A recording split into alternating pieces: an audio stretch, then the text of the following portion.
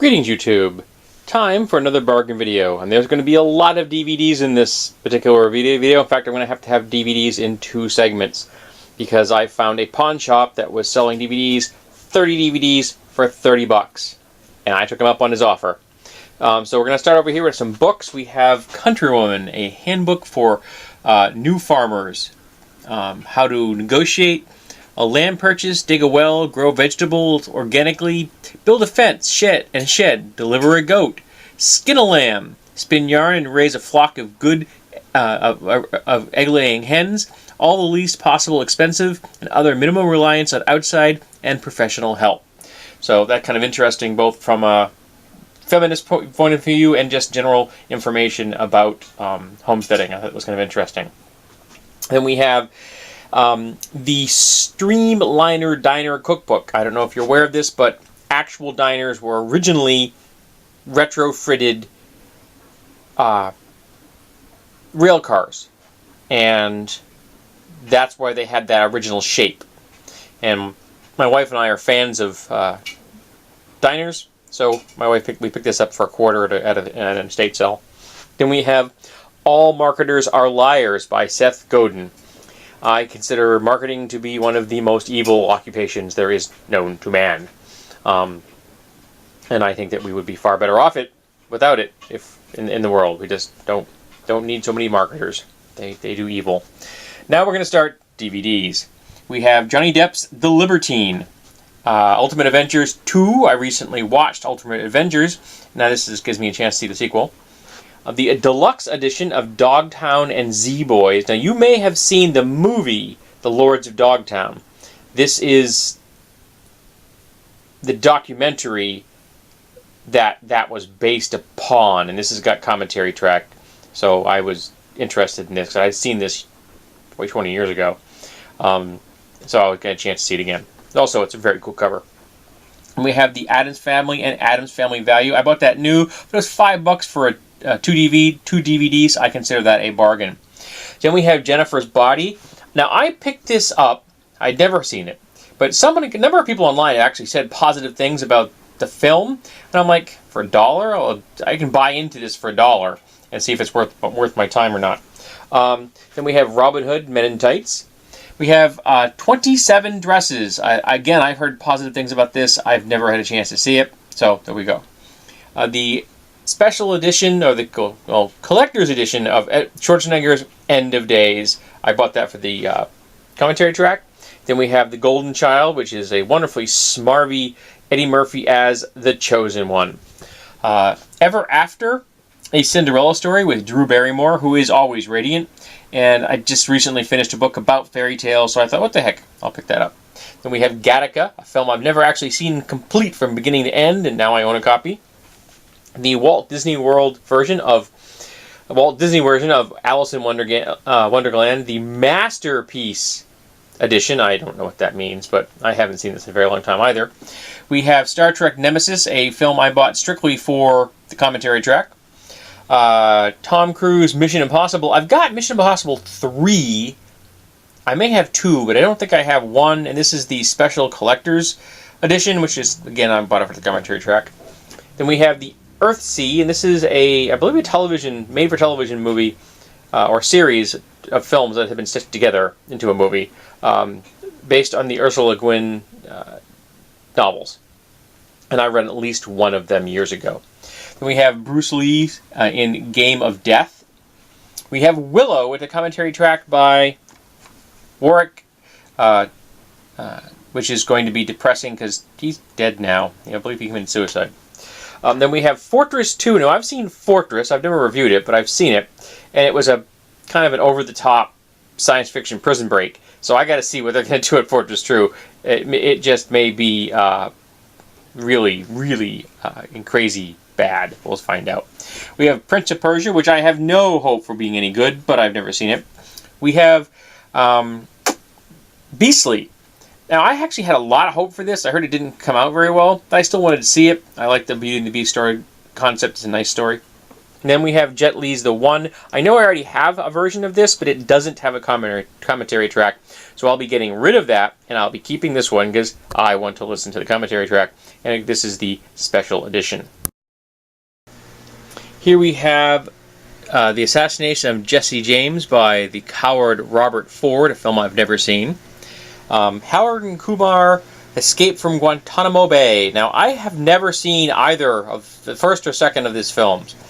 I had a chance to get the first one because it was at the same pawn shop, but the case is empty. Somebody stole the DVD, so I couldn't get that. But I got this one, which is the unrated version. Well, I don't know if that matters or not, but I got it for $1. Then we have Daybreakers, which is a film that has Ethan Hawke, William Dafoe, Isabel Lucas, and Sam Neill in it. It's about vampires. The battle for blood begins. I've never really heard about this. Like vaguely, kind of, maybe. But again, for $1, I thought I'd pick it up. Originally, it was from Walmart. And then we have The Immortals, a film that I have no hope of being any good, but it looks like it could be good fantasy, classical era kind of thing, blood and sandals. Then we have Best of Discovery, Volume 3, Dirty Jobs with Mike Rowe. Now, I'm a fan of the show because I think what he does is kind of cool. My wife is a fan of Mike Rowe because she considers him to be very handsome and has a great voice. And I can't argue. He is very handsome.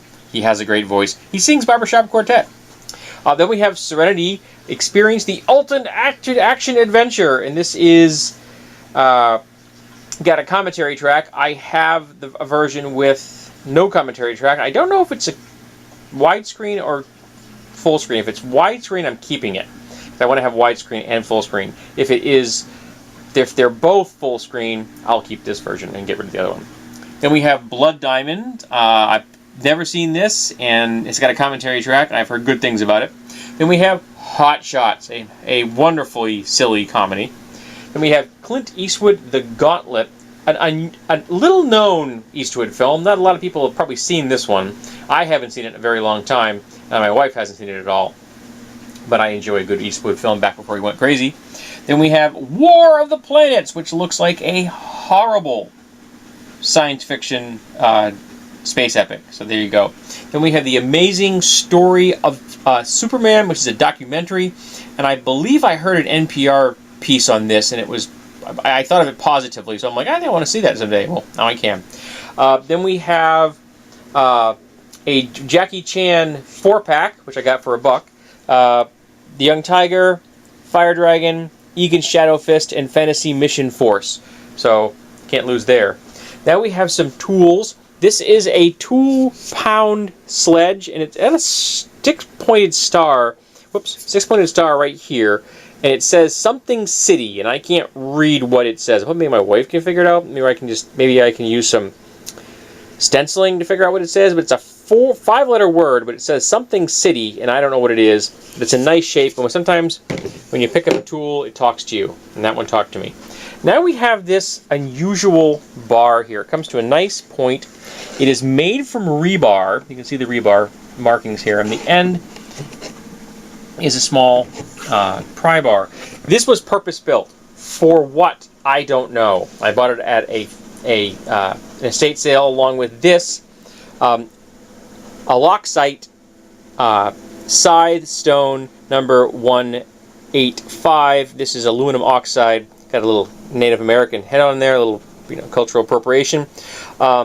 And it was designed for sharpening a scythe when needed. And again, it was a nice shape, and I have a scythe. I don't necessarily want to sharpen it, but now I can have the ability to sharpen it without any difficulty. Then we have a stand for a plate or bowl. I have a bowl I think will fit in here, and it was a good price. And it's a nice shape. And so I thought I'll pick it up and see if I want to hang it up, or I could always find a use for it to hang something else up. Then we have a jar of Stonewall Kitchen. I don't know what that means, but it's a jar of very colorful buttons. My wife does lots of crafty things, and I think she can use these very colorful buttons for that. And it was a nice price. It was like $3, which is far less than you find for most buttons. And I don't care if they're antique or not or whatever. And here we have a Colonial Forest. So there you go, Forest Master knife, which has got 4 three blades and an awl here. It's in pretty good shape, and it was a nice price. It was $8. And I've been looking for one of these. I saw somebody do a review here on YouTube, and I really liked it, so I'm going to probably sharpen that up. I'm probably not going to clean it a whole lot, just to make it work. I don't want to ruin the patina. Then we have a t-shirt that someone gave me as a Christmas gift. Then we have a shirt my wife bought at the same, kind of a shirt, a light sweater, nice stripes, bought at the same estate sale. This estate sale, this house was enormous. 3 floors, and the 3rd floor, the attic space, was a full-size attic, massively huge room, a bedroom, alcoves. It was a suite for someone. It really was. And the basement was immense. That's where they had all the clothes down there. I would have loved to have lived in this place. I could set up such a shop in this place. It would have been amazing. And the woman had so many clothes and so many shoes. So a lot of this shirt right here still has the tags on it. So many of these clothes were never worn. And the shoes, if you were size 8 or 8.5, you hit a bonanza, because there were so many shoes there, and they were in nice shape. It was incredible. I found the estate sale on Craigslist, which is a great resource for finding flea markets and yard sales and estate sales. Now we have some figures. I bought all 6 of these figures in one bag. We have a large Smilodon, a saber-toothed cat. I'm going to clean him up, and I'm going to give him to someone I know who has a toddler who will appreciate that, though he is very cool. We have a figure from 2004. He's missing his tail. I don't know if I'm going to keep him or not. I bought him mostly because I thought it was cool. I wanted to see where I could figure out where he was from and see if there were other animals figures in this line, because I love anthropomorphic figures. He looks like some kind of martial artist or wrestler or something. Anybody knows what this figure is, tell me. And Visigoth might know. I'll find out if she does, in fact, know. Then we have a bug. This is from the Kong line, and I quite like this bug. It's kind of cool. We have a Godzilla, which is my reason to really buy this particular pack. My wife is a major Godzilla fan, and so now she has another Godzilla figure in her collection.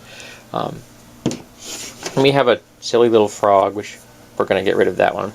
And then we have, for some reason in this set, with these other 5 figures, there's a cute little chipmunk, or I guess chipmunk? Yeah? Somebody tell me who this character is? I don't know who it is. It's a chipmunk. Then we have a Stuffy, which is from the Skelly Animal line or something like that, dressed up as a vampire. He was kind of cute. My wife is a fan of these figures, so I figured I had to pay $1 for him, so that was a good price. Now we have a bear. This is a resin bear. He's very heavy, but it is resin. And he's in nice shape. He really is. Nice crisp lines. The feet are no chips or anything in here where the mold was released. So he's in really nice shape. And he has a nice heft to him. He really does. My mother-in-law had a really nice bear. I think it was glass, if I remember correctly, that was stolen from her when she moved once. Someone doing the move, one of the employees of the move, stole an entire box of stuff. And they didn't find out for weeks. So this is not that kind of bear, but I figured it might work for her as a replacement. Next we have a large cup, which I kind of liked. It had kind of the 70s vibe to it. It was made by someone named Shelly, which was kind of cool. Then we have a bell which says Happy Birthday on it. It's obviously an Indian piece. It's only $2, and I don't know if my wife has a Happy Birthday bell or not. So now she does have a Happy Birthday bell. I mean, obviously it's not, high-end bell or anything, but it was nice little tone. And again, she has a number of celebratory bells, New Year's, Christmas, things like that. So we'll add that to her collection. And last, I'm saving this piece for you. This piece is Noah's Ark with elephant wearing a Santa hat. If I were to name this as a piece of modern art, it would be called Cognitive Dissonance.